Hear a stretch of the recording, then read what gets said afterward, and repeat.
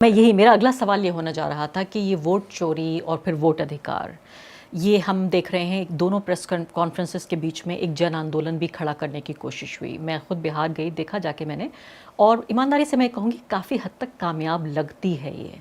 कम से कम एक जो इंडिया ब्लॉक है उसके अंदर एक एनर्जी देखी कि एक मुद्दे के आसपास तमाम लोग एक तरह से एक चुंबक की तरह अटके हुए थे और सब देखने की कोशिश कर रहे थे, जनता को भी साथ लाने की कोशिश हो रही थी।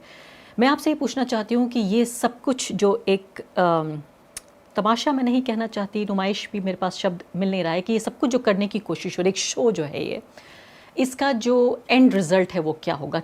मेरी उम्मीद है कि हम केवल बिहार के रिज़ल्ट से इसे नहीं आंकेंगे। मेरी अपनी समझ है कि जो वोट अधिकार यात्रा हुई बिहार में, बतौर यात्रा सफल थी, मगर यात्रा सफल होने से आप चुनाव नहीं जीतते हैं। देखिए, बज़ बना, और ये बात ज़रूर है कि विपक्ष अमूमन कोई चीज़ कोऑर्डिनेटेड तरीके से इस देश में कर नहीं पाता है, तो उन्होंने एक कोऑर्डिनेटेड तरीके से कुछ करके भी दिखा दिया। और ये बात भी सच है कि अगर वो यात्रा ना होती तो विपक्ष कुछ ना करता, तो कुछ ना करने की बजाय कुछ तो कर रहा था।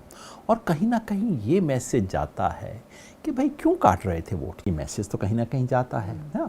ये बात सच है कि बिहार में जनाक्रोश नहीं है अभी वोट के सवाल को लेके, क्योंकि ज़्यादातर लोगों को लगता है कि ले दे के चलो बन तो गया है, चाहे सुप्रीम कोर्ट के दबाव में बना, किसी भी तरह से बना, एक व्यक्ति को लगता है चल मोटे तौर पे मेरा काम तो हो गया। मगर एक मैसेज तो गया कि भाई काटने की कोशिश हुई थी।